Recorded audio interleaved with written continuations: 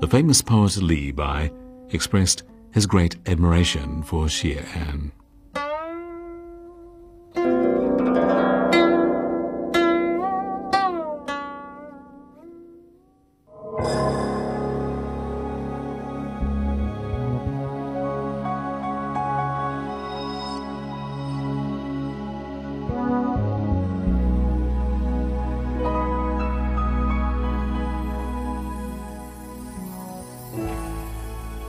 Xie An's courage could overwhelm even the currents of the Yangtze. People wish he was still alive.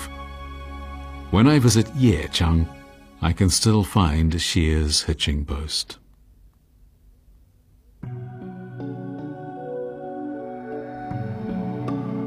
After the war ended, the thoughts of the people turned to romance. In Nanjing, the banks of the Qinhuai River at Taoyedu, which means peach leaf crossing, hold a special romantic connotation due to a love story from 1,000 years ago. That year, the water flow of the Qinhuai River was especially high, with strong currents and waves so high that they overturned boats. Wang Xianzhi, the son of Wang Xizhi, often went to Taoyedu to meet his lover, a young woman by the name of Taoye. Taoye, cross the river without using oars. It's no hardship, because I'm here to meet you.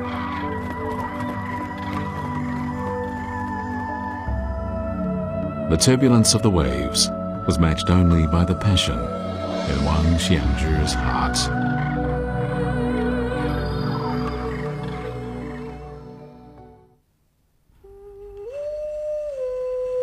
The stone statue depicts Liu Yu, the founder of the Liu Song dynasty.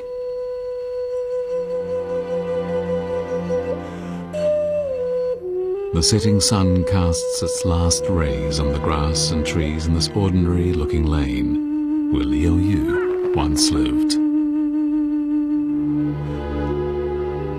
Liu Yu's rise is the stuff of legends.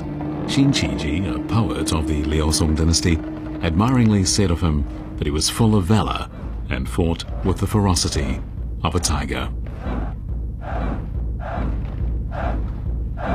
In the year 410 AD, Liu Yu led an army north from Nanjing to attack the southern Yan dynasty. He captured Mu Rongqiao and took him back to Nanjing, and there he had him beheaded. In 416, Liu Yu led his army west and recaptured the ancient capital of Chang'an. This was exactly 100 years after this ancient Chinese territory had been overrun by the invaders from the north.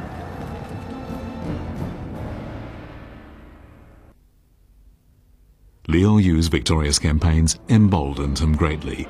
He dethroned the Jin emperor and then declared himself emperor, and he changed the dynasty's name to Song. This was in the year 420. Liu Yu's impact was so great that he marks the beginning of a new era in Chinese history, the Southern and Northern dynasties. The Xianbei tribe regrouped in the Yellow River watershed and established the Northern Wei dynasty, opening the curtain on a period of ethnic intermingling. In South China, the Han ethnic group centered at Nanjing kindled a cultural revival, much of which took place at sites devastated by war.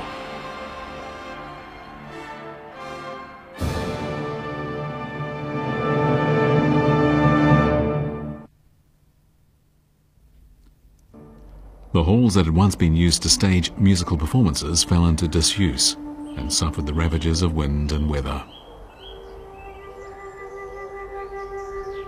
50 years later, another important figure appeared on the national stage. His name was Xiao Yan.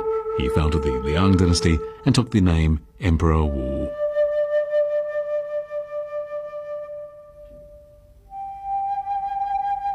The reign of Xiao Yan was one of the 10 longest in Chinese history. He ruled as emperor for 48 years. History judges him